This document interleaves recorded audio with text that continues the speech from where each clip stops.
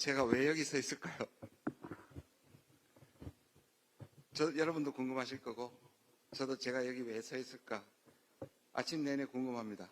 지난 이틀에 저한테는 인생의 엄청난 드라마였습니다. 사실 저는 평생 교육 현장에 있었습니다. 한동대학교에서 25년을 보냈습니다. 일주일 전에 제가 다리를 불살랐습니다. 아직 5년이 남았는데 조기 명퇴를 신청해서 저는 지금 교수가 아닙니다. 물론 신청할 당시는 작년 11월이었고요. 그때는 조국 혁신당이 없었습니다. 왜 다리를 불살랐을까? 방송, 강연, 교육 그런 것도 충분히 의미가 있고 제 평생을 바쳐왔습니다. 어느 순간 한계가 느껴졌습니다. 그리고 너무 위기감이 느껴졌습니다. 제가 지금 스트레스로 턱 관절이 이상합니다. 잘 씹지를 못합니다. 자다가 오한이 나서 잠을 깨기도 합니다. 이유는 대한민국이 너무 위기에 빠져있기 때문입니다. 전쟁의 소문이 있고 오히려 그 전쟁과 안보 위기를 줄이지 않고 조장하는 세력들에 의해서 불과 2년 만에 제가 여러 곳에서 끊임없이 외쳤지만 갈수록 더 악화되고 있습니다. 그래서 정치를 해보고 싶다. 현장에 가서 일하고 싶다. 직접 바꾸고 싶다는 생각을 했습니다만 그것도 쉽지 않은 일이었습니다. 그때 조국 대표께서 저한테 손을 내밀어 주셨습니다. 많이 뵌 적도 있고 또 인연도 있지만 처음엔 잘 몰랐습니다. 창당 과정과 또 대표님의 개인적인 일들을 영상과 기사와 이런 것들을 봤습니다. 창당부터 참여했으면 좋았을 텐데 그러지 못했습니다. 하지만 가슴이 뛰는 걸 느낍니다. 5호 영입 인재께서도 말씀하셨지만 얼마 만에 뛰는 가슴인지 모르겠습니다. 제가 사람들에게 강연하면서 정치적 냉소주의는 우리의 가장 큰 적이라고 얘기하면서 내 속에는 냉소가 가득했었습니다. 그 불살랐던 이유가 운명처럼 오늘과 맞닿아 있는 것 같습니다. 말씀하신 것, 항공모함이 아니라 쾌속정, 쾌속정이면서 구원함이 되어야 된다고 생각했습니다. 그리고 공격할 때는 구축함이 되어야 된다고 생각했습니다. 이런 신념을 갖고 조국 혁신당에 참여하게 되었음을 영광스럽게 생각합니다. 목표는 윤석열 정부가 망가뜨리고 있는 국내적으로는 민주주의, 외교적으로는 진영 편향의 이념 외교입니다. 어떻게 만든 민주주의인데 훼손하고 있습니다. 저는 대한민국이 얼마나 자랑스러운 나라인 것을 절감하고 그렇게 강연하고 있습니다. 분단 구조에서 식민지를 겪고 전쟁을 겪은 아직도 전쟁 중인 나라에서 이 정도의 찬란한 민주주의를 이룬 것에 대한 자부심이 있습니다.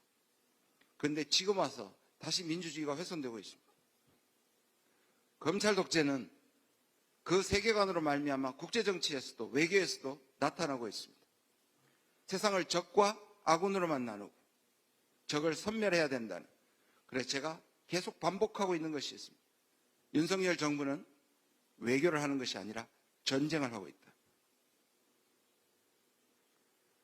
자유를 얘기합니다. 민주주의를 얘기합니다. 인권을 얘기합니다. 맞는 말이죠. 그리고 우리나라는 그렇게 살아야 합니다. 그리고 자랑스럽게 자유와 민주주의의 인권의 나라입니다.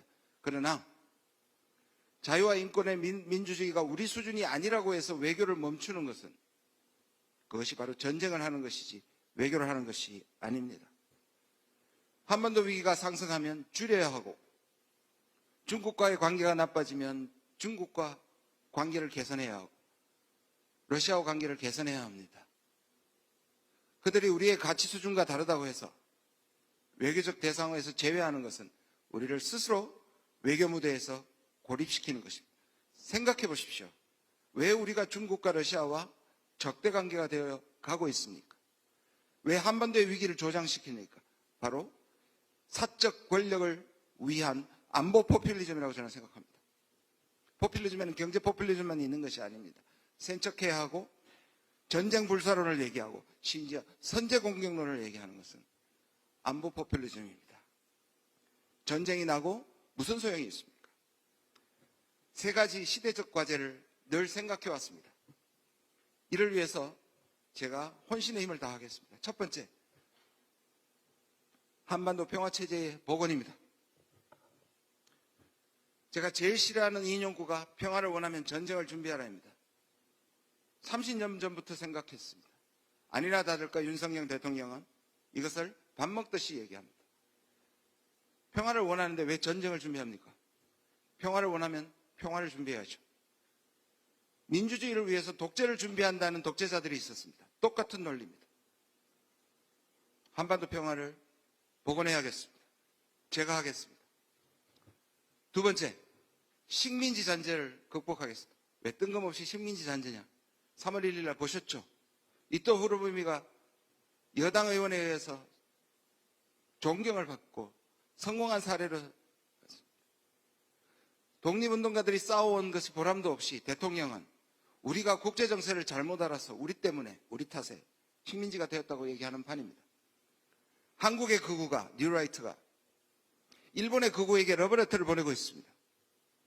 미국의 신보수에게 러브레터를 보내고 있습니다. 제가 맡겠습니다. 마지막으로 세 번째, 미중 전략 대결이 향후 우리의 미래를 결정할 수 있도록 중요합니다. 생존도 급하고 국익 확보도 급한데 이념 싸움하고 있습니다. 그렇게 해서는 한국의 미래가 없습니다. 저는 문재인 정부가 출발할 때 신남방 신북방 정책을 제가 기한한 사람입니다. 그 이유는 우리는 대륙국가이자 동시에 해양국가이기 때문에 대륙과 해양을 연결시키는 신북방과 신남방을 가야 한다는 것이었습니다. 이 정부가 들어서자마자 폐기하고 만든 것이 뭡니까? 인도태평양 전략입니다. 인도태평양에 대륙이 어디 있습니까? 그 말은 중국과 러시아를 적으로 하고 일본과 미국과 동맹을 통해서 대륙에서 우리가 전위대를 만들려고 하고 있기 때문입니다. 막아야 합니다. 우리의 역량으로 중국도 품고 미국도 품고 또는 연결시키면서 살아가야 합니다. 저의 좌우명을 소개하면서 마치겠습니다. 30년 이상 제가 가진 좌우명이 있습니다. 정치의 꽃은 복지이고 외교의 꽃은 평화다. 정치의 꽃이 왜 복지냐? 아리스토텔레스는 인간은 정치적 동물이라고 그랬습니다. 여기서 정치를 빼면 인간은 동물입니다. 동물의 법칙은 강자가 약자를 착취하는 것입니다. 거기에 정치를 넣으면 뒤집어져야 합니다. 강자가 아니라 약자를 보호하는 정치가 진짜 정치이기 때문에. 그리고 가장 그 정신이 구현된 것이 복지라고 생각합니다. 그래서 정치의 꽃은 복지입니다. 그리고 정치가 잘 되는 것을 확인하는 것은 바로 약자가 돌봄을 받는 것인 걸 확인하는 것입니다. 외교의 것은 평화입니다. 전쟁은 흑백론이지만 제가 외교부에서 들은 가장 좋은 말이 외교는 51대 49의 예술이다. 이길 때는 51을 가져와야 그 다음에도 파트너가 되는 겁니다. 질 때도 49는 확보해야 합니다. 색깔로 치면 회색입니다. 이것을 위해서 조국 혁신당과 함께 그리고 자랑스러운 동지들과 함께 최선에 다하고 나머지 인생을 바치도록 하겠습니다. 감사합니다.